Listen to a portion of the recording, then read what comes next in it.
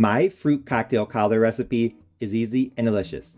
Made with simple ingredients like all-purpose flour and canned fruit, this old-fashioned Southern-style dessert is one you definitely need to try.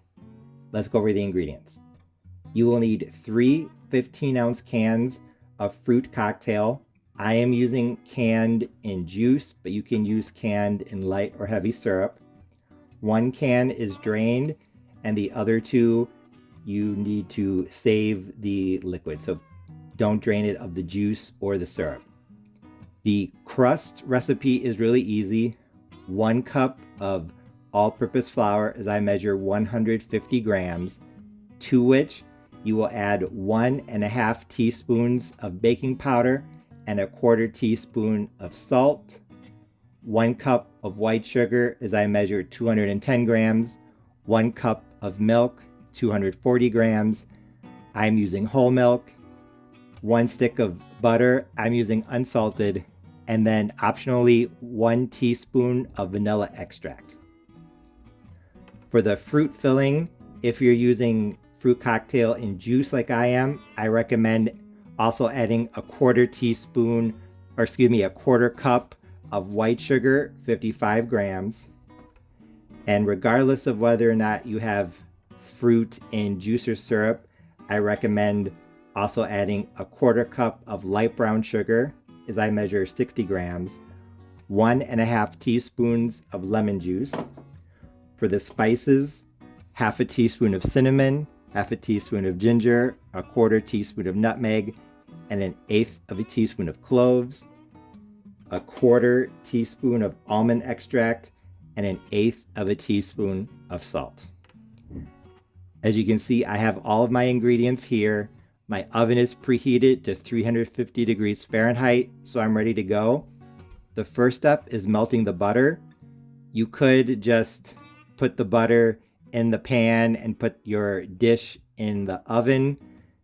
That will melt it, but you have to be careful because you might burn the butter and get it bitter. So I'm going to cut this into pieces, put it in a measuring cup, and melt it in the microwave. Then I'll bring you back. As you can see, my butter is now melted. I just put some wax paper over it and microwaved it for about 45-50 seconds, and it's done. But before I pour the butter into the baking dish, I am going to work on making the crust. So like I said, 1 cup of all-purpose flour. And I've actually already gone ahead and done this, but now you would also add 1.5 teaspoons of baking powder and 1/4 teaspoon of salt. Or if you're using self-rising flour, you just need 1 cup of the self-rising flour. The salt, or excuse me, the sugar, the milk, 1 cup, and I am adding the vanilla. I'm gonna go ahead and do that. Now I'm just going to stir this together. Your batter should have the texture or consistency of pancake batter, so it is going to have some lumps in it. Don't worry if it looks like this with the lumps, because that is totally fine. It's exactly totally normal. Now I'm going to take my melted butter and I'm going to pour it into the pan. And now I am going to try to just swirl around the butter so that it coats the bottom as evenly as possible. You might have noticed that the edges are kind of shiny already. That's because I greased them with a little bit of butter before I started this recipe.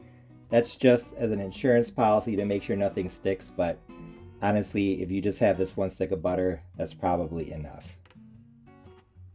Now that the butter is evenly distributed, I'm going to take my batter, give it one more stir to make sure everything's combined, and now I'm just going to pour it in. I'm going to try to pour it in as evenly as possible, because with these type of batter style cobblers, you do not want to mix. So we're not mixing, We're just pouring the batter in as evenly as we can. Now that the batter's in the pan, it's time to add the fruit. However, instead of just taking a can and dumping it in, I highly recommend taking a spoon or something and just very carefully ladling it in the dish. Since I have 3 cans, maybe 3 rows here, approximately. I'm doing this so that, number one, I don't get splattered by the melted butter and batter, because if I just threw it in like that, that would probably happen.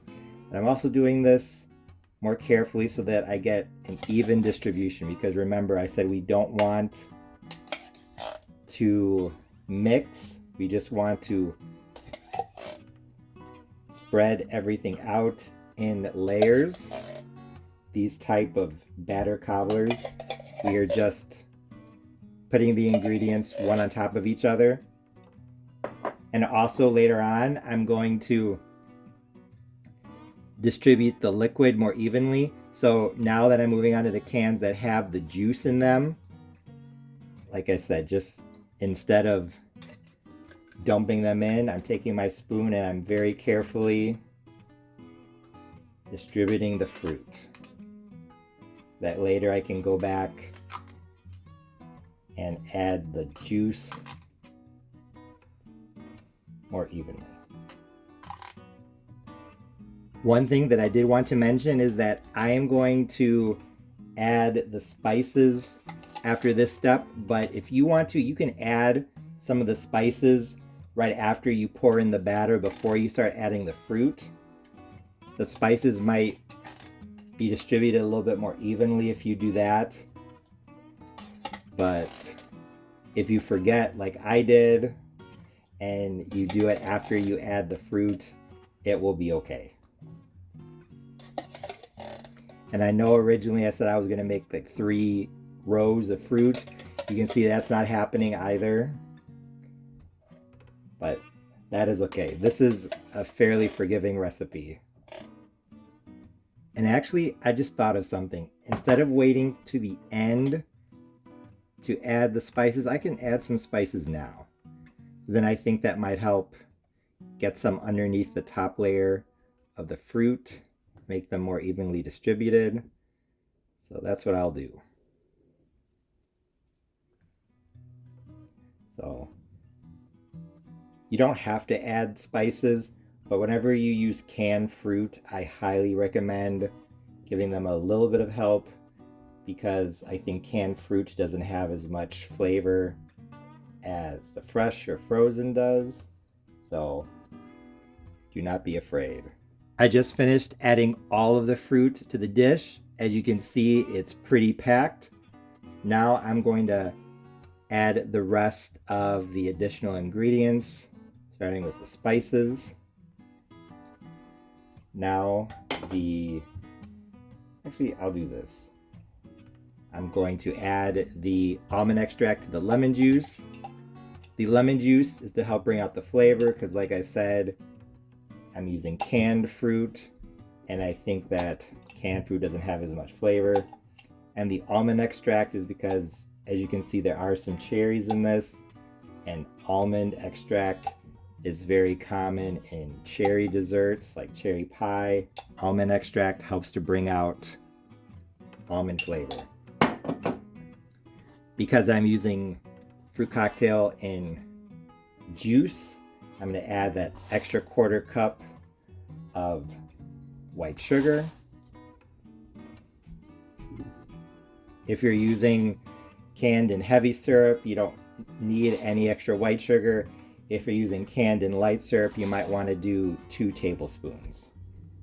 I almost forgot the salt. Like I said, 1/8 teaspoon of salt. Salt is actually common in a lot of dessert recipes. It helps balance out the flavors. So if you're not using salted butter, I would add a pinch of salt. And the second to last ingredient, the last being the liquid from the cans, the 2 cans, I'm going to add a 1/4 cup of brown sugar.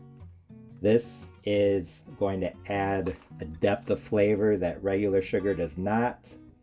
So even if you use fruit canned in syrup, I would still add just a little bit of brown sugar, at least 2 tablespoons, if not a quarter cup like I'm doing, just to make the flavor more interesting. The brown sugar's in. Now for the final ingredient, the leftover juice. I'm just going to take the cans and drain out the juice as evenly as possible. Like I said, I drained the juice out of one of the cans, and then the 2 still had it in. As I was ladling out the fruit, some of the juice did come out, so not a ton left. I know you're saying, Chef Parnell, that looks like way too much liquid.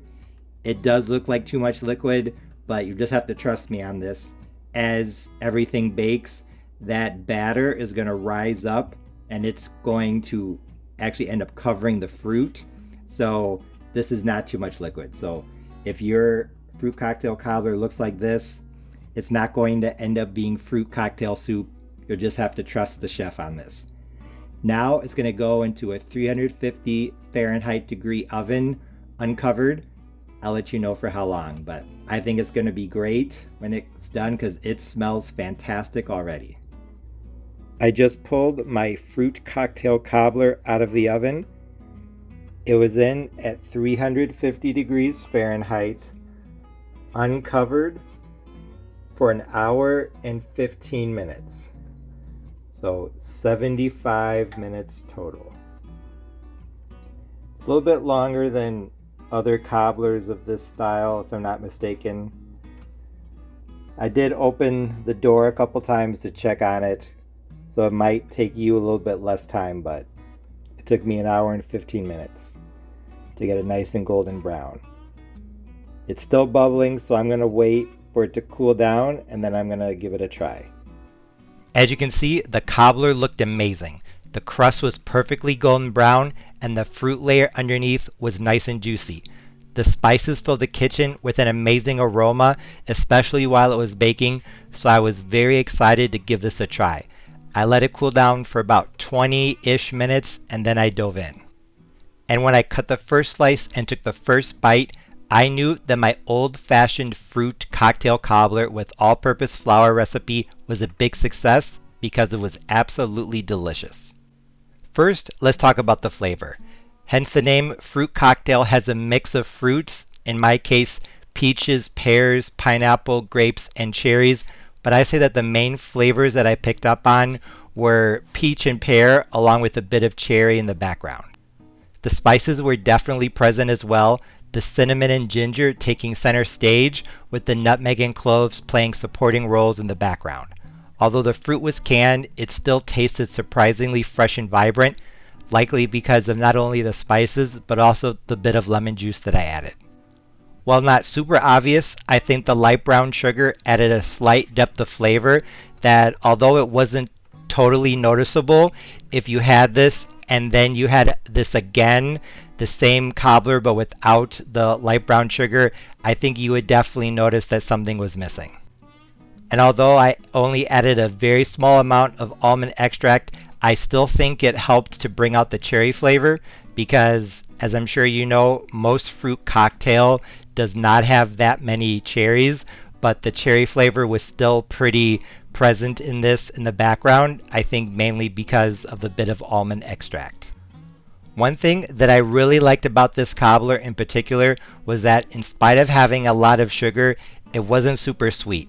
Fruit cocktail is normally canned in juice or syrup that's already fairly acidic, so I think the acidity helped to balance out the sweetness in the crust as well as the sweetness from the bit of extra sugar that I added. I noticed the same thing when I made my fruit cocktail dump cake here on my channel. It wasn't quite as sweet as other dump cakes that I've made, and like I said, I think it was because the canning liquid of fruit cocktail, when compared to other types of canned fruits, usually it's already fairly acidic, so that balances out the sweetness. And since this cobbler wasn't overly sweet, it was perfect for either eating plain or with a little bit of vanilla ice cream. I really like the texture as well, the crispy crust and the juicy fruit combining and contrasting very nicely. In short, I was very pleased with how this old-fashioned fruit cocktail cobbler with all-purpose flour recipe turned out. It definitely exceeded my expectations, and I highly recommend it. The only critique I have of this recipe is that compared to the other batter-style cobblers I've made here on this channel so far, pear and peach, I feel like this fruit cocktail version had less crust. My only real critique of this recipe is that compared to the pear and peach batter style cobblers I made here on this channel, it didn't have quite as much crust. I think it's because the cans had more fruit in them. You could use just 2.5 cans, but honestly, I think it's perfectly fine the way it is. If you're looking for a great dessert for a holiday like Christmas, Thanksgiving, Easter, Mother's Day, or just because, give this one a try. I know you'll love it. As always, thanks for watching. See you next time.